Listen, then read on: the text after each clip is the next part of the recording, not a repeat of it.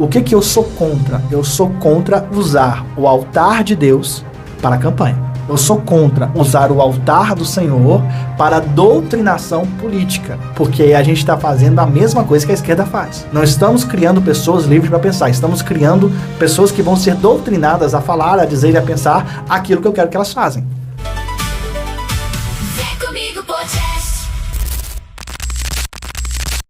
Falando aqui sobre igreja, organização, igreja, organismo, a gente vai entrar num assunto aqui que também é polêmico, mas é um assunto muito necessário, até porque já se fundiu com a igreja, principalmente a igreja evangélica.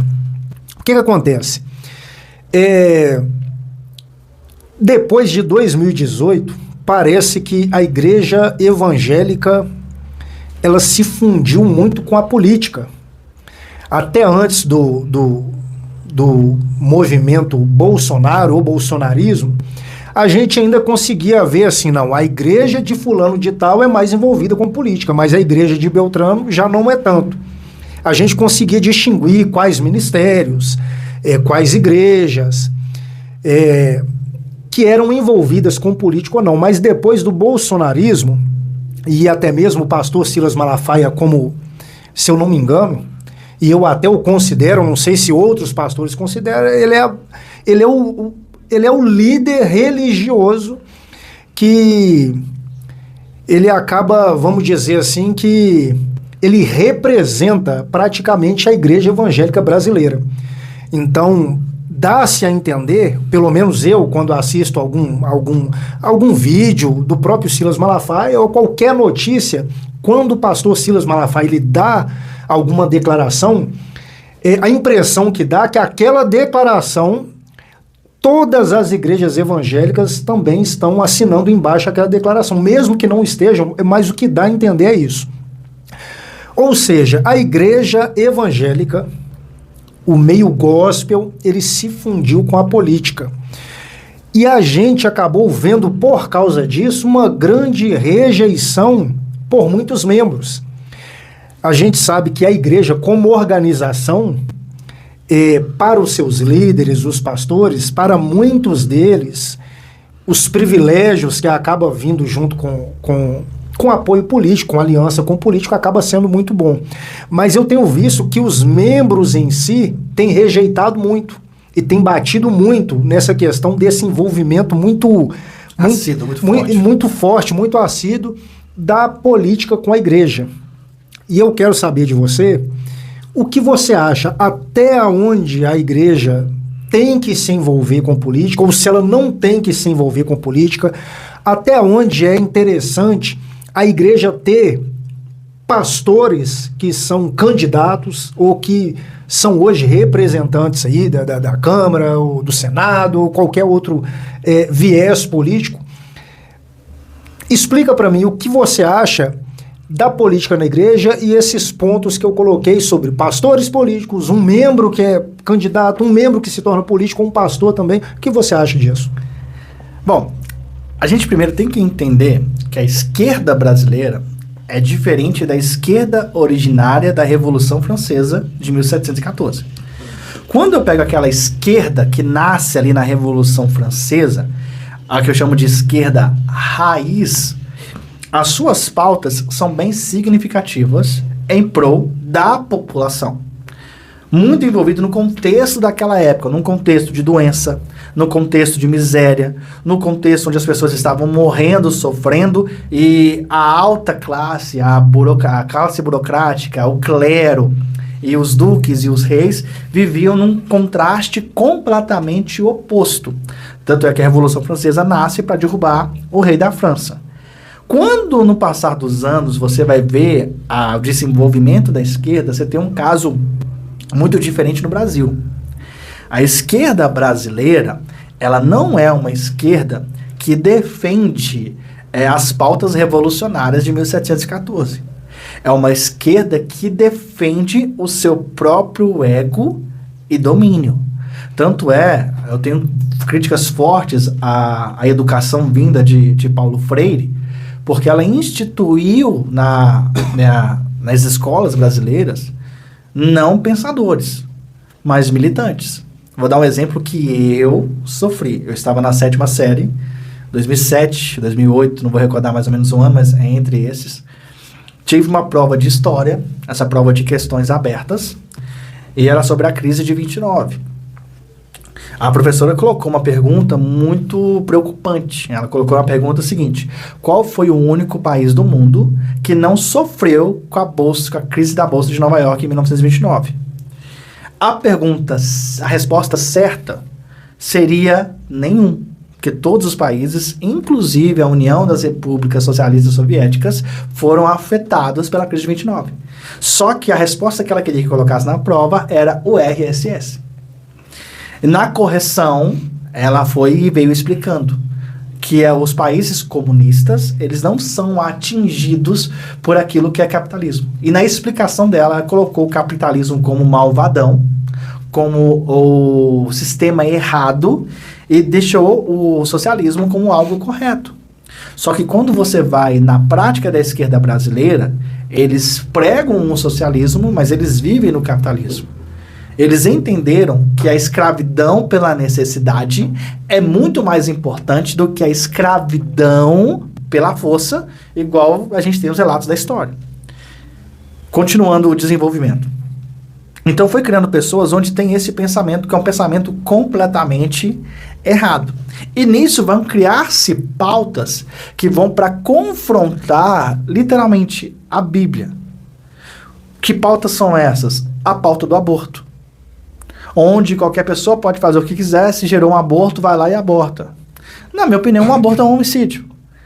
Se eu não posso matar uma outra pessoa, porque além de ser crime, vai contra os meus princípios, vai contra a minha vida cristã, o aborto também não pode ser legalizado por causa disso. Eu escutei recentemente a esquerda defendendo que uma mulher grávida não pode ser chamada de mulher, tem que ser chamada de pessoa que gera. Por outro lado, um homem que se veste de mulher, eu tenho a obrigação de chamá-lo de mulher. Você vê que é existe um distanciamento gigante do que de fato é a esquerda, que foi feito, igual eu falei, na Revolução Francesa, e do que a esquerda brasileira faz. A esquerda brasileira, ela não quer tirar o pobre da pobreza. Ela quer manter o pobre cativo dela. Vou te dar aqui uma bolsa, vou te dar aqui um assistencialismo, e tudo que eu fizer, você vota em mim. O que é isso? Voto de cabestro, que já vem desde o coronelismo aqui no Brasil. Se você não votar em mim, você vai perder. É o meu tataravô lá atrás que votava no coronel para ter uma ditadura. Hoje eu voto no candidato A, no candidato B, porque senão eu vou perder meus R$600 de bolsa. Então a esquerda brasileira faz um trabalho completamente diferente do que de fato a esquerda deveria fazer. É por isso que eu tenho que entender a história, é por isso que eu tenho que pesquisar, eu tenho que ler, eu tenho que ver quais são os pontos verdadeiros e quais não são. Quando a direita vem e abraça a igreja, eles vêm e abraçam o que de fato a Bíblia defende, que é: independente de como você foi gerado, você é uma pessoa que foi gerada primeiramente em Deus. Deus tem um plano na sua vida. Deus te ama. Você é pai. Eu sou pai. Um filho, ele transforma completamente a vida do homem e da mulher. Ele começa a andar diferente, a falar diferente, a agir diferente, a pensar diferente, porque ele entende que a vida mudou. Ele perde o egoísmo. O homem e a mulher, quando é pai, quando vira mãe, ela perde o egoísmo. E isso é necessário todo ser humano passar. Eu me arrependo muito de não ter ido atrás e buscado uma criança antes. Porque é muito bom mesmo. Só que a esquerda, ela quer tirar isso, ela quer combater isso. Como a maioria das pessoas que estão na igreja estão ouvindo palavras que é literalmente contra aquilo que a esquerda brasileira está tentando: família, valores, liberdade de expressão, não ser cativo, porque se Cristo vos libertou, verdadeiramente sois livres, livre de pensamento. Eu acho, vou colocar aqui que é uma linha bem tênue, eu acho certo pastores se manifestarem publicamente defendendo aquilo que a Bíblia defende e indo contra aquilo que a Bíblia é contra. Você vir numa rede social, você vir numa praça pública, você vir num evento e falar as suas opiniões políticas, eu acho válido. O que eu sou contra? Eu sou contra usar o altar de Deus para a campanha. Eu sou contra usar o altar do Senhor para doutrinação política, porque a gente está fazendo a mesma coisa que a esquerda faz. Não estamos criando pessoas livres para pensar, estamos criando pessoas que vão ser doutrinadas a falar, a dizer e a pensar aquilo que eu quero que elas façam. E a própria Bíblia condena isso. A própria Bíblia deixa a pessoa livre para escolher da forma que quer. Apocalipse 3:20, Jesus disse: eis que estou à porta e estou batendo. Você que escolhe se quer cear comigo ou não. Quando eu vou para o altar e tiro Cristo do altar, eu coloco o meu candidato a presidente, a governador, a prefeito, a deputado, a senador, a vereador, eu estou tirando Cristo e colocando o ser humano. Eu estou fora da palavra. Quando eu estou no altar, em vez de pregar, muita gente faz isso, né? Em vez de pregar o Daniel, profeta, que ora, que jejua, que vence os problemas por causa de Deus, eu estou colocando um Daniel senador, que é importante ter um senador cristão no meio do sistema babilônico, eu estou tirando Cristo.